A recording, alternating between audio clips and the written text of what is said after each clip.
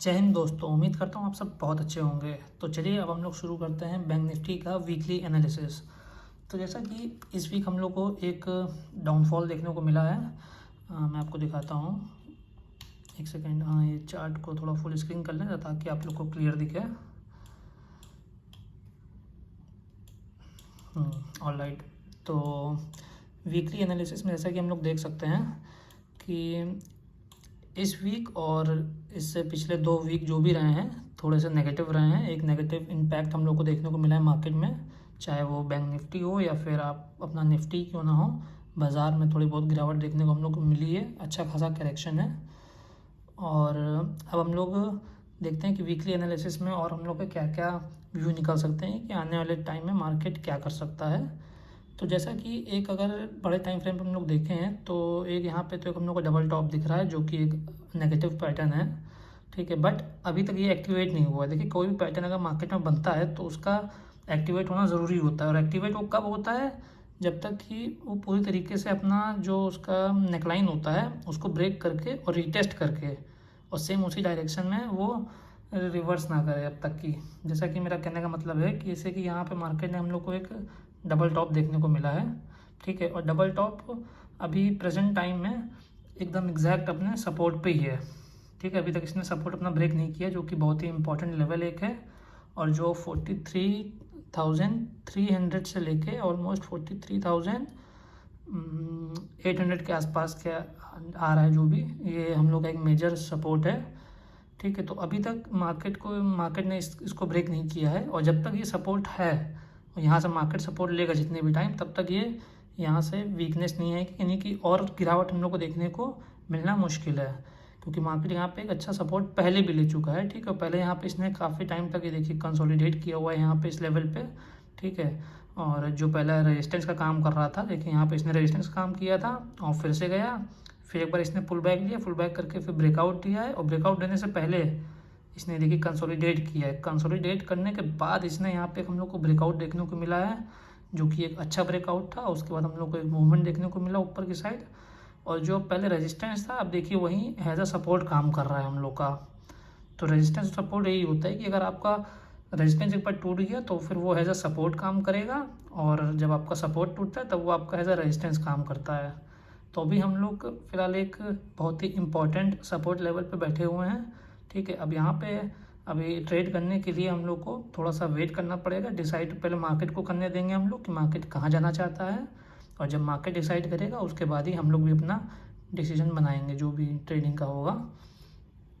तो जैसा कि इस वीक हम लोग को एक फॉल देखने को मिला है, और जो कि ऑलमोस्ट था 300 कुछ समथिंग पॉइंट्स का फॉल देखने को मिला है हम लोग को इस वीक में। और मार्केट ने एक अपने देखिए इंपॉर्टेंट लेवल से ही वहाँ से सपोर्ट लिया हुआ है, ठीक है। तो अब जो आने वाला वीक होगा उसमें हम लोग को ये देखना है कि मार्केट क्या इस सपोर्ट को तोड़ेगा या यहाँ से मार्केट सपोर्ट लेके ऊपर की तरफ जाएगा।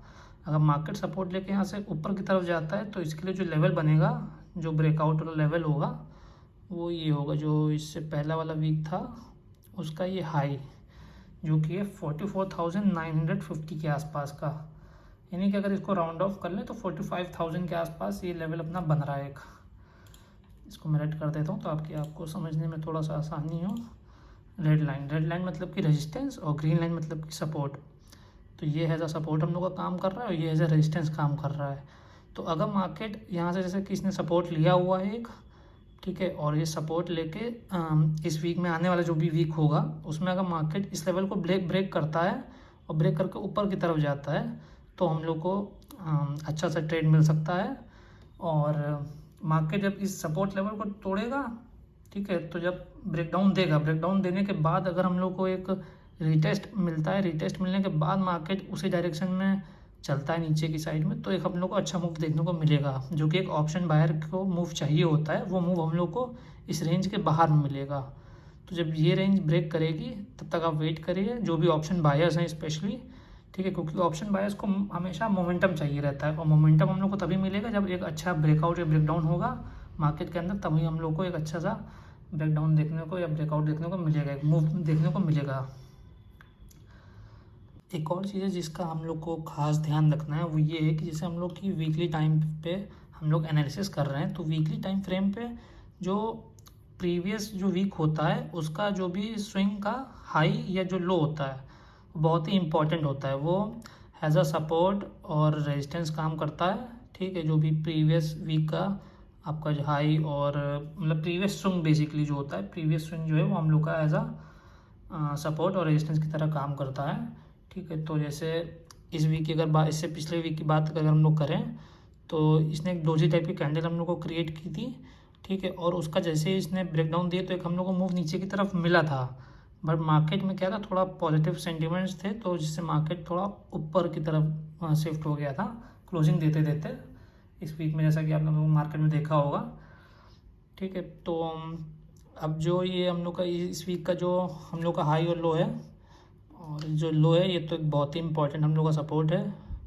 ठीक है। और जब तक ये ब्रेक नहीं होगा तब तक हम लोग सेलिंग के बारे में बिल्कुल नहीं सोचेंगे, ठीक है। और मार्केट यहाँ से जैसे हम लोग को दिख रहा है कि एक जो इसने थोड़ा मैं बड़ा करता हूँ, जैसा कि कैंडल जो इसने बनाई है ये एक पिन बार कैंडल है। पिन बार मतलब क्या होता है कि मार्केट नीचे की तरफ गया, ठीक है, मार्केट नीचे की तरफ आया, बट आने के बाद फिर से मतलब बुल्स इतने पावरफुल थे कि वो मार्केट को ऊपर की तरफ ले गए। तो जिसका बेसिकली हम लोग को मतलब ये समझ में आता है कि बुल्स अभी मार्केट में थोड़े से स्ट्रॉन्ग है, ठीक है।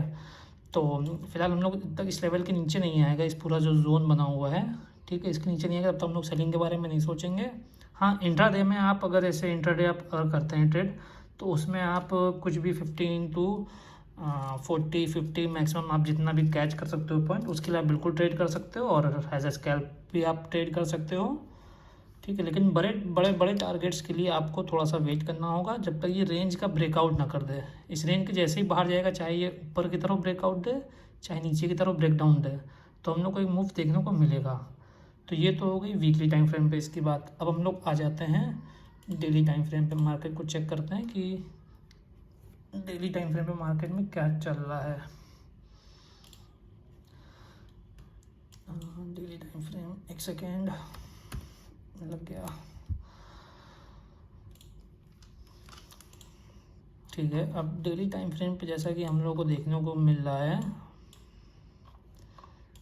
कि मार्केट एक ऊपर से बहुत ही अच्छा फॉल हम लोग को देखने को मिला है, और ये फॉल देखने के बाद एक यहाँ पे इसने मार्केट ने सपोर्ट लिया, सपोर्ट लेने के बाद एक ऊपर की तरफ मूव देना इसने शुरू किया है, ठीक है। तो अब यहाँ पे हम लोग को क्या करना होगा, जैसे कि जो लास्ट देखिए हम लोग ये फ्राइडे की जो कैंडल बनी है ये भी डोजी टाइप बनी है। डोजी मतलब कैंडल क्या हम लोग को दिखाती है कि अभी मार्केट में कन्फ्यूजन चल रहा है, क्योंकि ना बुल्स अभी पूरी तरीके से एक्टिव हो रहे हैं ना बियर्स एक्टिव हो रहे हैं। तो जब तक कोई भी एक्टिवेट ना हो और उसका सिग्नल हम लोग को ना मिले तब तक हम लोग ट्रेड नहीं करेंगे, ठीक है गाइस। और उसके बाद अब डेली टाइम फ्रेम पे अगर हम लोग मंडे की बात करें, अगर मंडे को हम लोग को गैप अप ओपनिंग देखने को मिलती है, ठीक है, और गैप अप ओपनिंग के साथ साथ हम लोग को ये जो लेवल है इसका, इस डोजी कैंडल का अगर हाइक ऊपर निकलती है, यानी कि 44,600 के आसपास अगर मार्केट आता है और यहाँ पर अगर सस्टेन करता है और सस्टेन करने के बाद अगर ऊपर की तरफ मूव देता है तो एक हम लोग को मूव इंट्राडे में देखने को मिलेगा, अच्छा मूव देखने को मिलेगा। और वही अगर इंट्राडे में हम लोग नीचे की बात कर लें तो नीचे में हम लोग को अभी जैसा कि मार्केट ने थोड़ा सपोर्ट लिया हुआ है तो यहाँ पे भी काफ़ी सारी पोजीशंस बनी होगी, ठीक है, जो आसानी से नीचे आने नहीं देगी मार्केट को, जो सपोर्ट की तरह काम करेगी, क्योंकि यहाँ पे भी बहुत सारे पुट राइटर्स होंगे जिन्होंने अपनी पोजीशंस क्रिएट की होगी, क्योंकि ये पहले भी देखिए यहाँ पे पहले भी मार्केट ने कई बार सपोर्ट लिया हुआ है, ठीक है, और वहीं से ही उसी के आसपास से फिर से ये सपोर्ट लिया है मार्केट ने। तो जो डेफिनेटली हम लोग को एक सिग्नल दे रहा है कि यहाँ अभी पुट राइटर्स मार्केट में आए हैं जो मार्केट को ऊपर की तरफ लेके गए हैं। तो इसलिए हम लोग थोड़ा सा वेट करेंगे, अभी मार्केट को डिसाइड करने देंगे कहाँ जाना है, और जहाँ मार्केट जाएगा और वहीं पीछे पीछे हम लोग भी जाएंगे, उसके उसी के अकॉर्डिंग हम लोग अपनी ट्रेड प्लान करेंगे और एग्जीक्यूशन करेंगे अपने ट्रेड्स का। तो ये तो हो गई डेली टाइम फ्रेम पे बात। अब हम लोग आ जाते हैं एक बार थोड़े और छोटे टाइम फ्रेम पे, जहाँ पे आपको इंट्राडे के मैं मूव के बारे में बताना चाहूँगा कि आप लोग क्या कर सकते हैं।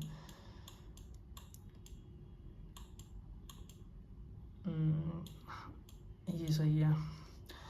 तो देखिए जैसा कि मैंने आपको बताया ना कि मार्केट ने देखिए नीचे की तरफ आया, सपोर्ट क्रिएट किया, यहाँ पे क्या है, यहाँ पे इस जगह पे बहुत सारी पोजीशंस बनी होगी, ठीक है। और यहाँ पे पोजीशन बनी होगी, ज़्यादातर बनी होगी डाउन साइड के लिए, यानी कि कॉल राइटर्स यहाँ पे ज़्यादा आए होंगे। ठीक है, इन्होंने कॉल राइटिंग भर भर के की है, क्योंकि उनको ये लग रहा होगा कि मार्केट अब डाउन की तरफ जा रहा है, तो उनका सेंटिमेंट पूरे नेगेटिव होंगे। ठीक है, बट मार्केट ने थर्सडे को क्या किया कि एकदम से गैप अप ओपनिंग दी थी। गैप अप ओपनिंग देने का मतलब है कि जो यहाँ पे जितने भी कॉल राइटर्स जो एक्टिव थे उनका सबका स्टॉप लॉस खा गया मार्केट। ठीक है, और गैप अप ओपनिंग दे दी। ठीक है, तो यहाँ पे बुल्स थोड़े से और स्ट्रांग देखने को मिले हम लोग को, और फिर पुल बैक भी लिया उसके बाद, और फिर मार्केट ऊपर की तरफ गया है।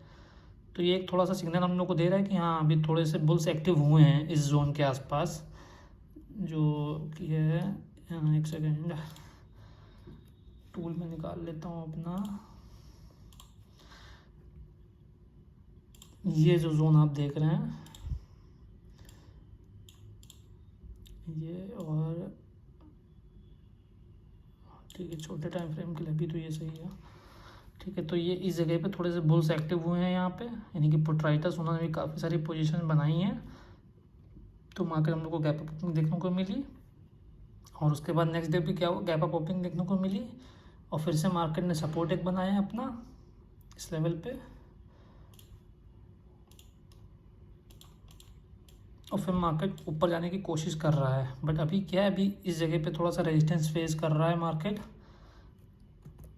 इस जगह पे। और क्यों फेस कर रहा है, क्योंकि पहले भी यहाँ पे इसने बनाया हुआ है रेजिस्टेंस। ठीक है, तो इसलिए थोड़ा सा इम्पोर्टेंट लेवल है ये 44,500 का लेवल जो है। ठीक है, अब जब मार्केट इसको ऊपर सस्टेन करने लगेगा, और ऊपर सस्टेन करता है, ठीक है, और हम लोग को कोई अच्छी सी हेल्दी कैंडल या कोई बुलिश कैंडल देता है, तो हम लोग एक हैज़ अ स्कैल्प या फिर एक इंट्राडे ट्रेड के लिए हम लोग, यानी कि 100 से 150 पॉइंट्स के लिए बैंक निफ्टी में हम लोग जा सकते हैं। और नीचे की बात कर लें तो जब तक ये अपना सपोर्ट अपना बना के रखा हुआ है, इसको ब्रेक ना करे। ठीक है, ब्रेक करेगा तो उसके बाद नीचे के लिए हम लोग के पास खैर ज़्यादा जगह तो नहीं है, और तो मुझे यहाँ पे ना थोड़े ऊपर की तरफ का ट्रेड ज़्यादा अच्छे दिखेंगे। नीचे की तरफ बनेगा, बट हाँ ये है कि आपको स्कैल्प ही करना पड़ेगा, फिर आप 80 टू मतलब 90 80 टू 100 पॉइंट्स आप कैच कर सकते हो इंट्राडे में, बेसिकली स्कैल्प करके। तो उसके लिए तो ठीक है नीचे के मूवमेंट। और अगर ऊपर की बात करेंगे, ऊपर जब इस जोन को ब्रेक करेगा और ब्रेक करने के बाद सस्टेन कर जाएगा मार्केट 44,500 के ऊपर, तो यहाँ पे हम लोग को एक अच्छा मूव देखने को मिलेगा। और ये है आपका इंट्राडे के लिए ट्रेड्स मैंने बता दिए हैं। तो अगर आपको वीडियो अच्छी लगे तो please show some love and give likes and do subscribe my channel, और बेल आइकन भी दबा दीजिएगा।